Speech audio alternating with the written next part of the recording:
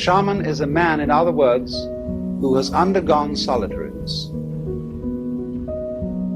He's gone away into the forest to find out who he really is, because it's very difficult to find that out while you're with other people. The reason is that other people are busy all the time telling you who you are, in many, many ways, by the laws they impose on you, by the behavior ruts they set on you, by the things they tell you, by the fact that they always call you by your name, and by the fact that when you live among people you have to be in a state of ceaseless chatter. But if you want to find out who you are before your father and mother conceived you, who you really are, you almost have to go off by yourself.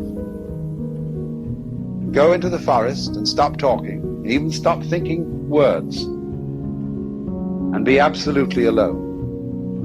Listen to the great silences.